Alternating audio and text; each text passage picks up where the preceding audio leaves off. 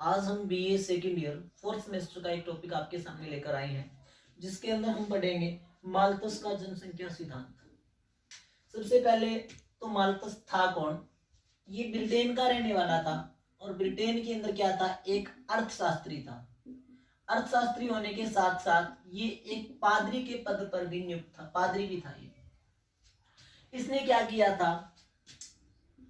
1798 के अंदर एक एसे लिखा था, जिसके अंदर सबसे पहले इन्होंने क्या विचार दिया था? जनसंख्या नियंत्रण के ऊपर अपना विचार दिया था।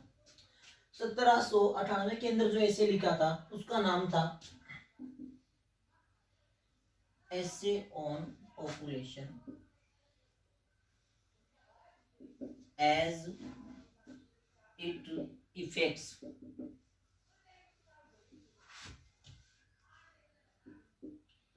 the future improvements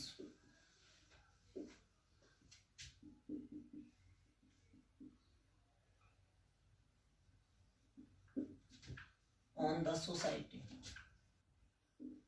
ये ऐसे इन्होंने लिखा था कब? 1798 के अंदर। उसके बाद एक ऐसे इन्होंने और लिखा था, जो लिखा था 1803 के अंदर। 1803 के अंदर इन्होंने क्या लिखा था? The principles of population. दूसरा ऐसे ये था, द प्रिंसिपल्स ऑफ पॉपुलेशन। ये दूसरा ऐसे इन्होंने लिखा था कब? 1803 के अंदर। लेकिन जो अपना जनसंख्या का जो सिद्धांत था इनका, माल्थस का, वो दिया गया था इस ऐसे के अंदर, जो 1803 के अंदर इन्होंने लिखा था, द प्रिंसिपल्स ऑफ पॉपुलेशन। ये इनका दूसरा ऐसे था, जिसके अंदर इन्होंने क्या किया था? अपना सिद्धांत दिया था। अब सिद्धांत दिया किस चीज के ऊपर था, ये हम पढ़ेंगे। माल्थस ने क्या बात बोली थी कि जो हमारे संसाधन हैं, लेकिन इन्होंने संसाधन जो शब्द है उसका यूज नहीं किया था। संसाधन जो शब्द था, इसके स्थान पर इन्होंने यूज किया था जीविकोपार्जन के साधन, यानी जीविका उपार्जन के साधन शब्द का संसाधन शब्द के स्थान पर इन्होंने उपयोग किया था। और बोला क्या था कि जैसे जैसे जो जनसंख्या बढ़ रही है, संसार की जनसंख्या जैसे जैसे बढ़ रही है, वैसे वैसे जो खाद्य संसाधन है वो क्या हो रहे हैं? कम हो रहे हैं। ठीक है, यानी जैसे जैसे जनसंख्या बढ़ेगी, वैसे वैसे जो खाद्य संसाधन है उनके ऊपर प्रेशर बढ़ेगा, और प्रेशर बढ़ने के कारण एक दिन ऐसा आएगा कि जो जनसंख्या है और जो खाद्य संसाधन है, इनके बीच में क्या हो जाएगा? असंतुलन पैदा हो जाएगा। तो इन्होंने क्या बात बोली थी कि इस असंतुलन को दूर करने के लिए हमें क्या करना पड़ेगा? जो जनसंख्या उसको कंट्रोल करना पड़ेगा। और इसी के परिप्रेक्ष्य में इन्होंने अपना ये सिद्धांत दिया था, जो बड़ा फेमस हुआ था, जिसके अंदर इन्होंने क्या बताया था कि हमें क्या करना पड़ेगा? जनसंख्या को कंट्रोल करना पड़ेगा, अदरवाइज एक दिन ऐसा आएगा कि बहुत सारे लोग इस असंतुलन की वजह से भूखे मर जाएंगे और जनसंख्या क्या हो जाएगी? खत्म हो जाएगी। इस सिद्धांत के जो प्रमुख फैक्टर्स हैं वो हम इसके अंदर पढ़ेंगे। सबसे पहले हम पढ़ते हैं मान्यताएं, जो कि माल्थस ने अपने सिद्धांत के अंदर मानी है, वो कौन कौन सी है।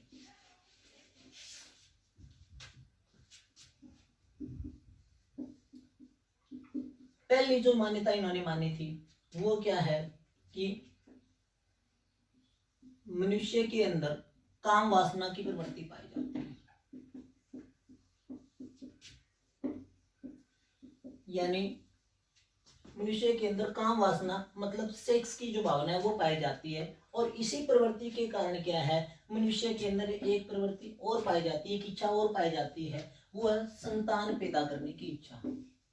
यानी काम वासना की जो प्रवृत्ति है वो ही एक दूसरी प्रवृत्ति को जन्म देती है, वो क्या? संतान पैदा करना। हर एक मनुष्य ये चाहता है कि उसकी संतान हो, जिसके कारण क्या होती है? पॉपुलेशन इंक्रीज होती है। पहली मान्यता थी ये। दूसरी चीज उन्होंने जो बताई थी वो ये थी कि जीवित रहने के लिए भोजन अनिवार्य है, यानी जीवन के लिए जो सबसे इंपॉर्टेंट चीज है वो क्या है? भोजन है। भोजन जरूरी है। अगर भोजन नहीं होगा तो मनुष्य है वो स्टे नहीं कर पाएगा, कोई भी जीव जंतु वो स्टे नहीं कर पाएगा जब तक भोजन नहीं होगा। और भोजन के लिए हमें क्या करना पड़ेगा? कृषि के ऊपर निर्भर रहना पड़ेगा, क्योंकि कृषि से ही हमें क्या मिलता है? खाद्यान्न उत्पादन है वो मिलता है। इसलिए इन्होंने एक बात यहाँ बड़ी इंपॉर्टेंट बोली थी उस टाइम के अंदर कि भोजन जरूरी है, भोजन के लिए हमें कृषि पर डिपेंड होना पड़ेगा, लेकिन कृषि के ऊपर भी इन्होंने एक बात और बोली थी कि कृषि के ऊपर लॉ ऑफ डिमिनिशिंग रिटर्न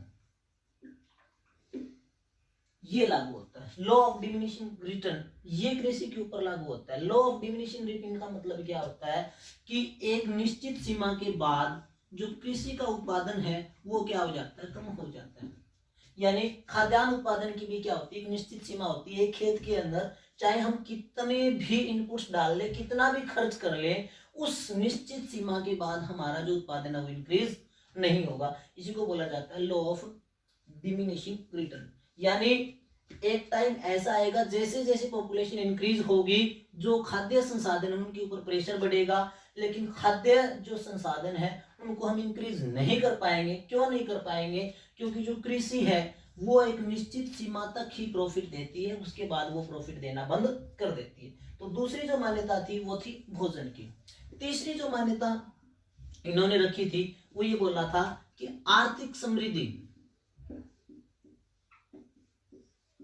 व संतान उत्पत्ति के बीच सीधा संबंध है, बीच सीधा व घनिष्ठ संबंध है। ये बात इन्होंने बोली थी। मतलब क्या है, जैसे जैसे आदमी आर्थिक रूप से मजबूत होता जाता है, उसके पास संसाधन बढ़ते जाते हैं, वैसे वैसे उसकी संतान पैदा करने की जो इच्छा है वो बढ़ती जाती है। कहने का मतलब कि जो अमीर लोग हैं वो क्या करेंगे, संतान उत्पत्ति की इच्छा ज्यादा रखेंगे, और गरीब लोग क्या करेंगे, कम रखेंगे।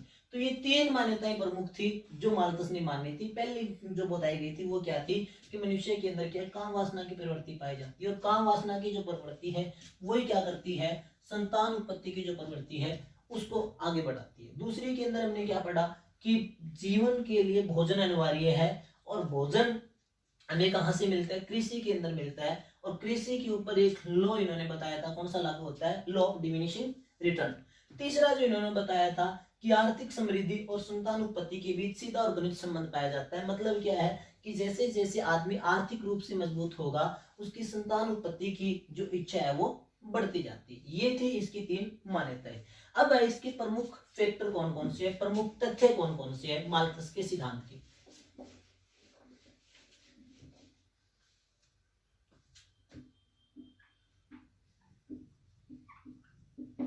प्रमुख तथ्य, जिन तथ्यों के ऊपर ये जो माल्थस का सिद्धांत है वो रिलाई करता है। पहली जो चीज इन्होंने दी थी, जनसंख्या वृद्धि गुणोत्तर श्रेणी में होती है।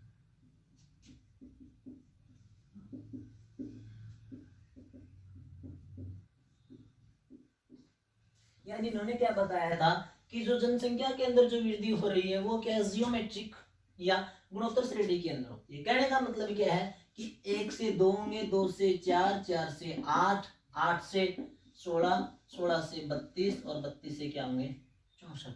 यानी जो जनसंख्या है वो गुणोत्तर श्रेणी के अंदर बढ़ती है, और लगभग 25 वर्षों के बाद जनसंख्या क्या हो जाती है, दुगनी हो जाती है माल्थस के वर्डिंग।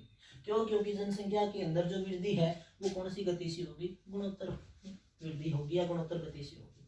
दूसरी जो बात इन्होंने बोली थी वो क्या बोली थी कि खाद्यान्न पूर्ति या खाद्य संसाधन, खाद्यान्न पूर्ति में वृद्धि अंकगणितीय होती है, अंकगणितीय होती है।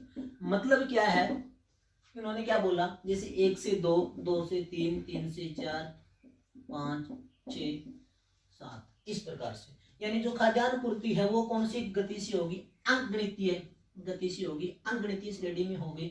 लेकिन जो जनसंख्या के अंदर जो वृद्धि है वो क्या होगी, गुणोत्तर श्रेणी में होगी।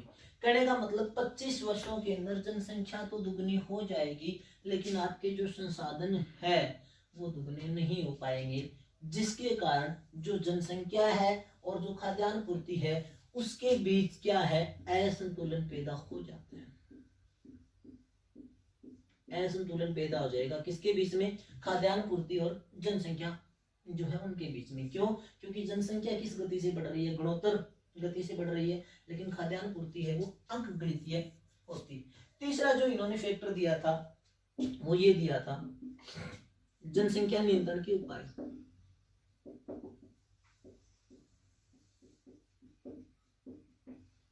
यानी ऊपर इन्होंने ये चीज बता दी कि जनसंख्या में तेज गति से वृद्धि हो रही है, लेकिन खाद्य जो संसाधनों में तेज गति से वृद्धि नहीं हो रही है। फलस्वरूप क्या हो रहा है? दोनों के बीच में असंतुलन पैदा हो रहा है, और इस असंतुलन को हम किस प्रकार से कंट्रोल कर सकते हैं, इसके उपाय भी इन्होंने अपने सिद्धांत के अंदर बताए थे। दो प्रकार के उपाय बताए थे। पहला बताया था प्राकृतिक अवरोध या प्राकृतिक उपाय, जिसके अंदर इन्होंने क्या बोला था कि जैसे ही क्या हो जाता है, जो खाद्यान्न पूर्ति है और जो जनसंख्या है उसके बीच में असंतुलन पैदा हो जाता है, प्रकृति अपने आप क्या कर देती है? उस चीज को संतुलित कर देती है। अपने आप कैसे संतुलित कर देती है कि प्रकृति क्या करेगी? अपने आप ही, जैसे बाढ़, भूकंप, अकाल, महामारी, यानी कोई ऐसा कार्य करेगी जिसके द्वारा क्या हो जाता है? जो जनसंख्या है वो क्या हो जाती है? कम हो जाती है। यानी प्राकृतिक अवरोध के अंदर क्या होगा? प्रकृति कोई ऐसा तांडव मचाएगी जिसके द्वारा संसार के अंदर क्या होगी? जनसंख्या कम हो जाएगी, बहुत सारे लोग मारे जाएंगे, जिसके परिणाम स्वरूप क्या होगा? जो खाद्यान्न पूर्ति है और जो जनसंख्या है उसके बीच में दोबारा से क्या हो जाता है? संतुलन पैदा हो जाता है। लेकिन इसके अंदर ये इन्होंने एक बात और बोली थी कि इस कार्य को, जो प्राकृतिक अवरोध है, जो प्रकृति काम करती है, वो मनुष्य के बस का नहीं होता। इसलिए इसको इन्होंने एक नाम दिया था कष्ट। ये बहुत बड़ा कष्ट होगा जो प्रकृति तांडव मचाएगी और मनुष्य उसके ऊपर कोई कंट्रोल नहीं कर पाएगा और बहुत सारे लोग मारे जाएंगे। दूसरा इन्होंने बोला था, वो बोला था कृत्रिम अवरोध। कृत्रिम अवरोध के अंदर इन्होंने क्या बात बोली थी कि मनुष्य क्या कर सकता है? खुद भी जो असंतुलन पैदा हो रहा है किसके बीच में? खाद्यान्न संसाधन और जनसंख्या के बीच में, उसको कंट्रोल कर सकता है। कैसे कंट्रोल कर सकता है? कि वो क्या कर सकता है? जो जनसंख्या के अंदर वृद्धि हो रही है इसको क्या कर सकता है? रोक सकता है, इसको काबू में कर सकता है। कैसे काबू में कर सकता है? जैसे इन्होंने कुछ एक चीज बताई थी, ब्रह्मचर्य का पालन करना। ये अगर ब्रह्मचर्य का पालन करेंगे तो जनसंख्या के ऊपर हम कंट्रोल कर सकते हैं। इसके अलावा इन्होंने क्या बताया था? देरी से विवाह, नैतिक संयम, ये इन्होंने कुछ एक कार्य बताए थे जिनके द्वारा हम क्या कर सकते हैं? जनसंख्या को कंट्रोल कर सकते हैं। तो दो प्रकार के इसने जनसंख्या को कंट्रोल करने के उपाय बताए थे, प्राकृतिक और कृत्रिम। लेकिन जो इन्होंने बेस्ट माना था वो किसको माना था? कृत्रिम अवरोध को बेस्ट माना था। क्यों? क्योंकि ये मनुष्य खुद कर सकता है, लेकिन जब प्रकृति खुद कंट्रोल करती है तो वहां क्या है? संसार के अंदर एक बहुत बड़ा दुख होगा और उस चीज को मनुष्य वो कंट्रोल नहीं कर पाएगा। तो ये आज का टॉपिक था जिसके अंदर हमने पढ़ा है कि मार्कस का जनसंख्या का सिद्धांत कब दिया गया था, उसकी मान्यताएं कौन कौन सी है और कौन कौन से फैक्टर्स के ऊपर ये उनका सिद्धांत है वो दिया गया था। धन्यवाद।